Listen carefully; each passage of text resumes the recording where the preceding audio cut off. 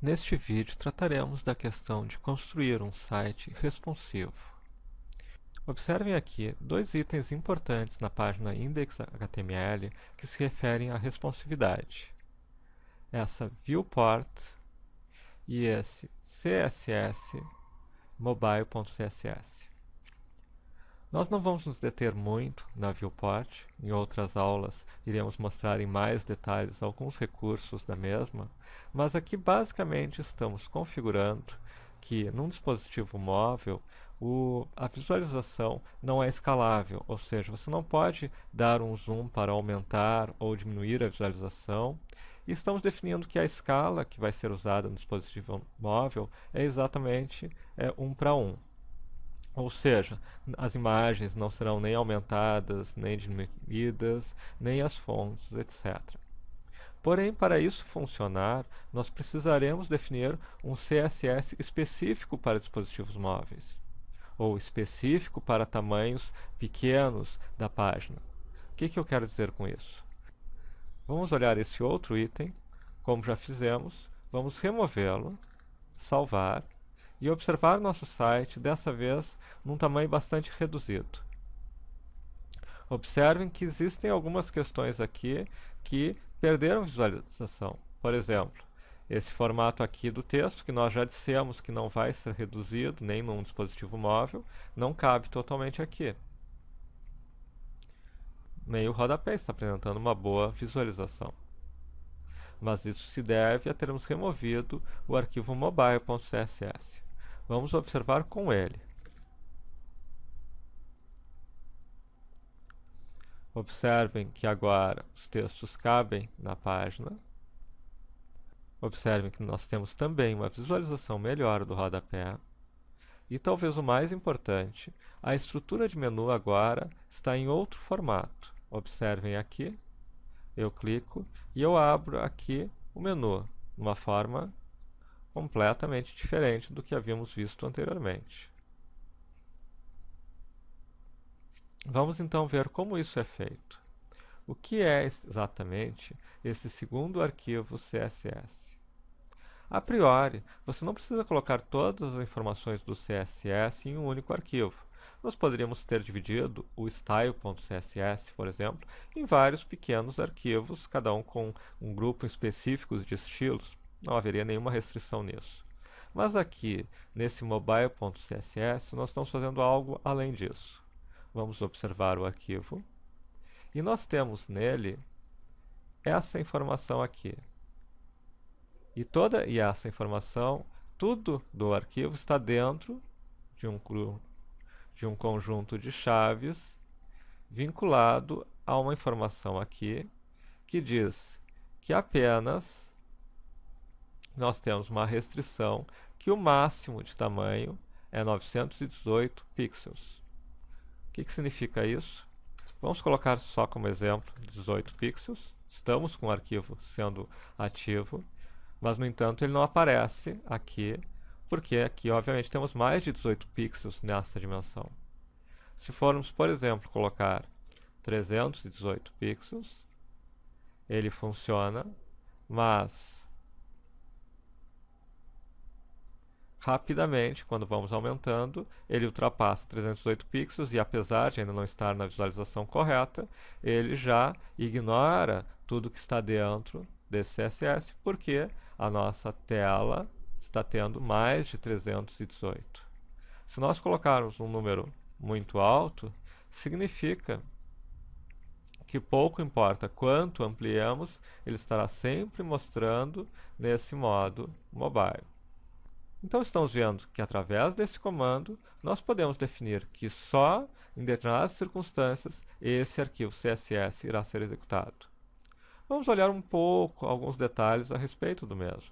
E vamos olhar diretamente no Chrome, como já fizemos no passado. Por isso que eu aumentei, inclusive, o tamanho para termos esta visualização aqui.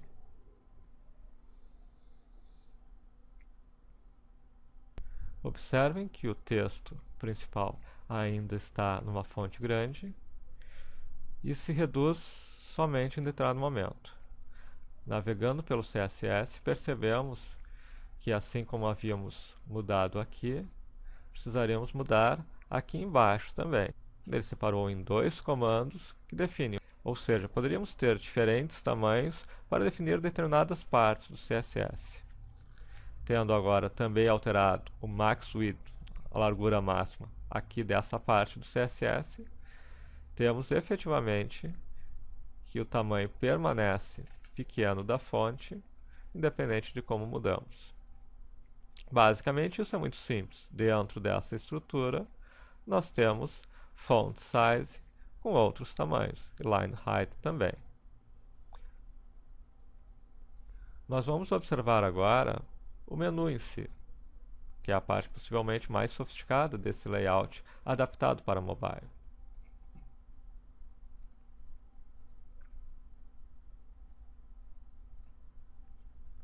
Observem que o item principal, o Span ID Mobile Navigation, tem uma definição agora de um tamanho de altura de 50 pixels, um tamanho de largura também de 50 pixels e duas outras informações importantes. Ele utiliza uma imagem como background. Então nós definimos que a estrutura é com um tamanho fixo de largura e altura e utilizando uma imagem. Temos também um outro elemento que não havíamos visto ainda, que é o Position Absolute. Nós veremos em outras aulas mais detalhes e trabalharemos mais no posicionamento de elementos em HTML. Por enquanto, basta sabermos que o Position Absolute, em vez de cada elemento aparecer na sua posição conforme o fluxo no HTML, por exemplo, isso faria com que o menu aparecesse abaixo do título, o Position Absolute nos permite definir exatamente a posição dele, definindo atributos como top, que define quanto ele está do topo, left, quanto ele está da esquerda, right, quanto ele está da direita. Por exemplo, aqui nós temos um top 20 pixels. Nós podemos colocar 0 pixels e ele vem encostado em cima, de forma absoluta, independente dos demais elementos. Inclusive, podemos estar por cima de outros elementos. Da mesma maneira, o right nos define que ele vai aparecer à direita. Se não dissermos nada, ele começa à esquerda naquela estrutura, onde ele está dentro. Aqui, se vocês observarem, ele está dentro de um div header, e agora ele está a 20 pixels do topo desse div header, e a 0 pixels à esquerda desse div. Se nós mudarmos para right, ele vai aparecer no extremo direito. Se colocarmos algum número, ele vai aparecer a tantos pixels do extremo direito, assim como a tantos pixels de cima do elemento. Se nós quiséssemos que ele aparecesse no canto extremo esquerdo topo dessa estrutura, desse header, nós teríamos right não exibido, top não exibido, e ele aparece ali no topo. Então, com isso, nós fizemos um posicionamento do objeto, o tamanho dele e uma imagem associada. Ao clicarmos, temos a abertura do menu de elementos dele. Esse menu de elementos, basicamente o que nós temos, aspectos de cores, utilizadas específicas para esse formato, aspectos de um width alto, que poderia ser um width de, por exemplo, 30 pixels, teríamos um tamanho menor, um alinhamento, padding, etc., que basicamente, assim como vimos no menu tradicional, constroem a estrutura do menu para o caso de estarmos trabalhando numa imagem reduzida.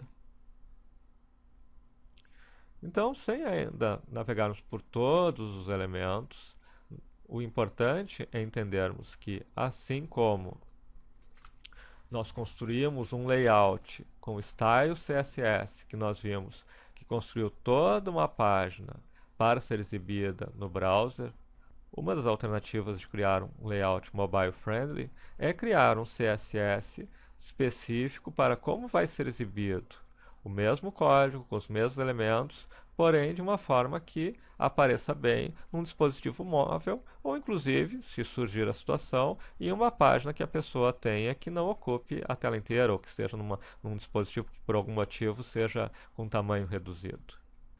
E o grande segredo para fazer essa definição é utilizar um comando como esse, que define, que restringe que determinados códigos CSS só se aplicam em determinadas circunstâncias. Você pode, inclusive, assim como temos o max width, termos o min width. Dessa forma, inclusive, você pode criar layouts em vários tamanhos. Desse tamanho até aqui é um CSS, até aqui é outro, até aqui é outro. Claro, melhor é reduzir o número de CSS diferentes para facilitar a manutenção. Por exemplo, como é utilizado aqui, em que nós temos apenas um estilo padrão e um estilo voltado para dispositivos móveis.